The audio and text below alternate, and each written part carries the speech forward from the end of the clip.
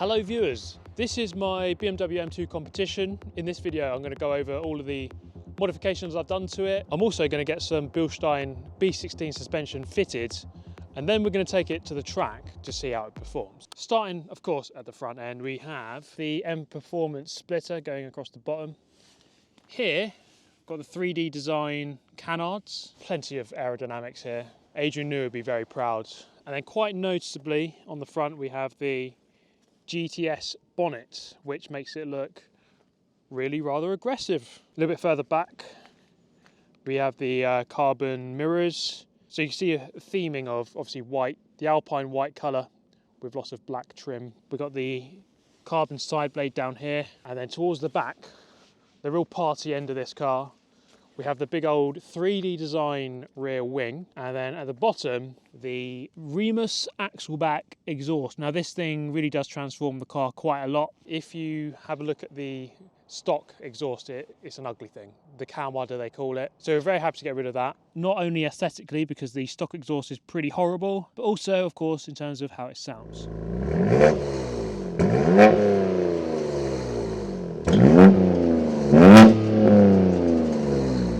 Now today we're getting the handling upgrades. Allow me to show you in here. We have the Bilstein B14/B16 suspension, tested on the Nürburgring Nordschleife. I have no idea what that is. I've had this car for 4 years, just over, 51,000 miles. It's a daily driver, it's my only car. And so I've got a lot of experience with driving this thing. And I've got to say, for an M car, for a sporty M2 competition, F87, incredibly versatile, much more than I thought it would be when I bought it. And then of course, you know, the performance is incredible, 410 horsepower. It really does pull very quickly from about 2,500 RPM onwards. It's a little bit rowdy in that typical sort of BMW style. If you put your foot down with traction control off, you can get that back end to kick around if you want it to. Now I think the suspension, bearable, but there's definitely room for improvement. Well, that's an area of the car that I think could be improved for sure. This is the first time I've ever got any sort of suspension fitted to any of my cars ever, so I'm not exactly sure what to expect. Now of course, you know, I've been using Bilstein suspension at the Nürburgring. I know how well it can cope with all the curbs, the bumps, so I'm assuming on the road, the British roads, it should be okay. So we have arrived. We are at Swift Performance. You can see they do quite a lot of BMWs, including my one. There it is, it's going on. Can't wait for it to go on the car. And that's been on there 4 years. I think it's time for a nice fresh set. It's a hefty old thing. I mean, it's a solid. All the engineers here, all the mechanics here are saying it's definitely an upgrade, so I'm looking forward to seeing how it performs. So one of the cool things about this suspension is quite easy to turn that setting there, that dial, from 1 to 10, soft to hard. So for the track on Monday, I think we'll give it a bit more stiffness. But for the road in general, because I'm dailying the car, we can give it a bit more softness. The process has begun. Look at that, beautiful, the blue and the yellow. Finally got a bit of colour on my car.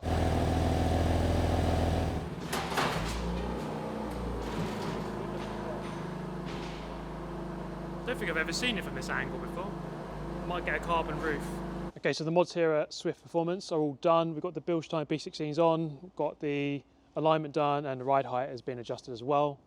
So it's time to see how it all feels. All right guys, here we go. I can already feel that it's more firm, but we're only going very slow. So let's see what it feels like when we get up to a bit more speed. Okay, so we found a route quite near to Swift Performance, nice little country road where I think we can test this suspension out properly. Now my observation on the way here is that it's much more firm. Okay. Sport mode engaged, we're on this nice little country road.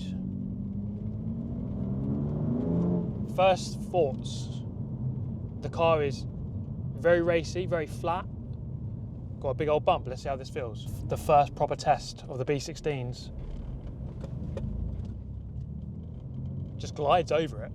You know what, that was actually super smooth. The stock suspension I would have come down the other side and the car would have been bouncing around for a little bit. This just came down the other side and it just sat completely flat, completely level. But it's definitely different than the stock. Like, it's a noticeable difference.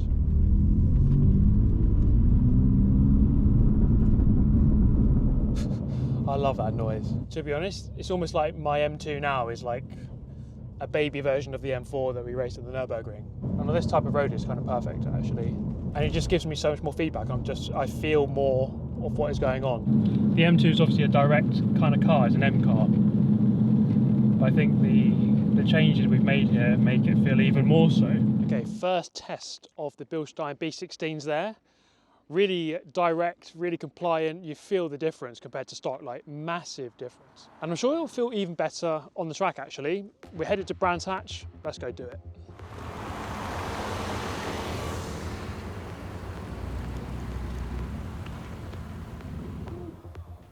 Nice and early at Brands Hatch. First ever track day in the M2. I've had a few more days to consider the suspension. I've driven it on the motorway, on different roads, more normal roads, and it's definitely better. You get so much more precision, more feeling, and the car just sits so much flatter, and it's just so much better to drive. But today's going to be a better test at a very damp Brands Hatch, so this will be very interesting, I think. We're also here with, of course, Mr. Jimmy Broadbent. There he is. And we're going to jump onto the track now with Jimmy, myself in the M2, and then him, of course, in his Toyota Supra. They have a similar amount of power, so this would be a fairly good match-up between the two cars. As you can see, the track conditions are not completely ideal. This is traditional British winter weather. A bit dull, a bit grey, and a bit wet as well. So a few things to get used to here. I have not driven on a track on my own car before, and so getting used to this track day would be fairly new to me. Of course, I've done many races. I've raced much of my life, but driving a track day is a little bit different. So trying to judge the conditions, trying to judge this car, and then trying to judge the other traffic. A few things that we had to get used to in this session. I didn't really have the intention of coming here to push 100%. This is my only road car, and so I don't want to write it off in the barriers.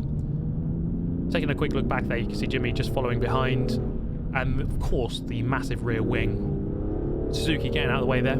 Plenty of power in this car. BMW M2 competition, 410 horsepower. So a good healthy amount of power to get yourself out of those corners.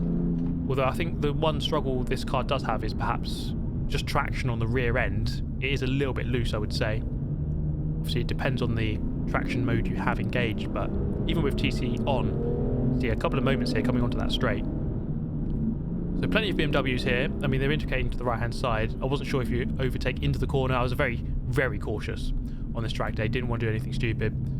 So just waited for the exit, which is on paper by the rules technically where you're meant to overtake, so I just did it there.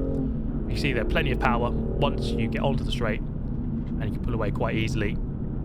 Now it's this corner here which I was really struggling. This long right-hander, just very tricky corner to get right. It seems to go on forever, and you know, just trying to find the grip out wide, not sure exactly where it was. And then as you try and get on the power, the car's always trying to break away from you, given that the straight isn't really straight, it's still curved. Couple of cars going slower here. Plenty of traffic though, as you can probably tell. It was a very busy track day, even for November, December time in the UK. Decided to let Jimmy go through and see how he dealt with the traffic, and he was a lot more brave than I was, I think. So I took this one quite cautiously. There's a modern day BMW G87 M2 which we went past. I decided to bring the car in because I felt that my brake pedal was going slightly long. Oh, that was good fun, guys. The car is cooking. I mean, you can't smell it, but there's definitely some smell coming off those brakes. I can feel the pedal go a little bit long at the end there, so I thought let's just bring the car in and play it safe. I think for my first session out on a track, that was pretty good. The car feels great. It's a really good all-round car. I've always felt like the M2 is a great daily driver, and the fact that you can drive around a track comfortably as well kind of adds to the repertoire, if you like. It's something I didn't really ever plan to do, but the fact that you can do it is great. I am going to go out in Jimmy's car as a passenger, just to see what that thing's like.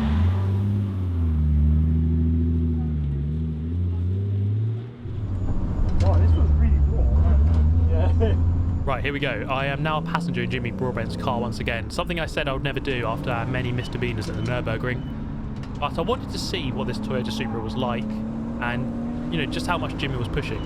This car has a fair few modifications, and actually has semi-slick tyres, which was actually increasingly good as this day dried out slightly, And I must say that Jimmy was really pushing this car quite a lot. On a track day, a lot of it comes down to your car, but also your willingness to push the car. And I think Jimmy's willingness to push his car was a lot higher than mine. That was really fun, that. Yeah, I'm glad you enjoyed it. That was mega. He was pushing it. This car is really good. I like this. See, easy. Can't beat the Supra. You know what? I didn't feel in danger.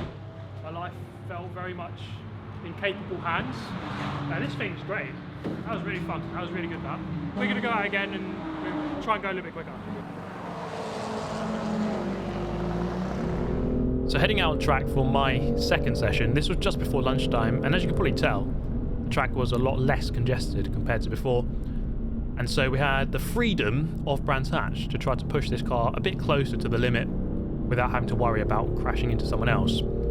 Now, we're running Michelin Pilot Sport 4s on this car, fairly good tyres I would say, and I would say that I've always felt comfortable in the M2 with pushing it a bit to the limit. Obviously on the road you don't go crazy, but there's odd moments, especially in bad conditions, where the rear end might step out if you don't have traction control on. I've always felt like it was a manageable car at all times, even if the rear end is a little bit lively at times. But it is definitely well balanced, and it is a good fun car to drive. I definitely rate it very highly. Coming into the final corner, I think it's a Renault Twingo there, just on the apex. I'm going to try to deploy the power on the outside. So not that we were timing anything, but that was my fastest lap from this session, being tailed by a Lotus the entire time as we crossed the line to take the checkered flag. You know what, guys? That's actually just really good fun. I wasn't going completely all out for that, but let's see what the MPG was actually. So I reset it before that session. 11.2. There it is. But yeah, normally I'm getting about 27, 28 on the road. So I think for an M car, that's pretty good. Not that you buy this car for MPG, but this is a look at this car. You know, I'm just telling you what it's like, and that's what I normally get. The M2 is great, but it doesn't have beach buggy racing too. So what's the point? Exactly. Just get rid of it. Get one of these, mate. You steer with the actual... Yeah. Okay, enough of the Tesla and more on the M2. This was the final session of the day. And as we head onto the track with Jimmy, now of course you're not allowed to race per se on these track days. You are just there to drive. But for this final one, we decided I would go in front. I'll try and pull away for 3 laps. And then he would go in front for 3 laps and then try to pull away as well. Now, the interesting factor, I think, around these track days isn't necessarily the cars. I think the cars are actually quite well balanced, the M2 and the Supra. I think I've got slightly more power on the straights, and then I'd say that he's got a bit more grip in the corners. But I think the main limiting factor on a track day like this is more how much are you willing to push in your own car, and then how much risk are you willing to take with traffic.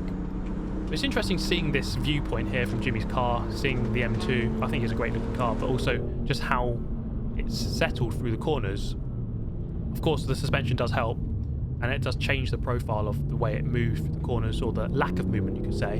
And so that would be my main takeaway from the Bilstein suspension. The car just sits so much flatter. I mean, I've said it multiple times already, but the car is so much more settled and just doesn't react as much to bumps. It hits a bump and then it just carries on as if it wasn't there. So you feel the bumps a bit more, but you feel much more connected to the road. And I think on a day like this, that's kind of exactly what you want. Now, I'm not really able to pull away from Jimmy here. As we go onto the straight, you see the gap does open up slightly on the straight. Now, of course, when you get onto a straight first, you do pull away. That's kind of how physics work. But I do think the M2 was still a little bit quicker. But back in the braking zone, Jimmy pulls back in slightly as we head down the hill. Luckily, this BMW here pulled out of the way. A couple of corners there, maybe I did pull away slightly, but the cars are so well matched, and I think Jimmy and I are quite well matched as drivers. As we swap here, we're going to see if that's the case as we come through the final corner. This is the corner I was struggling with the most, I would say. Just the exit and, well, I mean, all of it really. The entry, the middle, the exit. Not the easiest corner to navigate. And of course, as you can see with the wipers, the rain was coming down a little bit harder by this point. So just to be mindful of that as we head through Paddock Hill. Great corner. I mean, the undulation, I don't think the camera does it justice. Jimmy not quite able to get past the traffic there, and you just have to slow down. I think he was just pulling clear slightly. They're a pretty good matchup actually, aren't they? Yeah, the power seems about the same. As he has a bit of a moment here through this corner. I don't know if you quite caught that, but he's really pushing it, and I think that corner there was getting wetter quite quickly, and so with the mindset of not wanting to crash my car, I was just really easing off slightly here and not really willing to push it to the limits. As we see, again, have a bit of a moment through that corner, and we decided, you know what, enough's enough, let's bring the car home. That was quite a close fight there, mate. You pulled away on the last lap, so I think you win.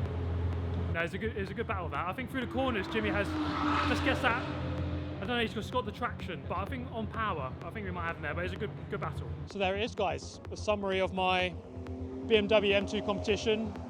A great car, great daily car, I've loved it for 4 years. Even better now with the Bilstein suspension. If you have any questions about it, then please do ask in the comments below. I'll try and get an answer to you. But thank you for watching. I'll see you next time. Goodbye.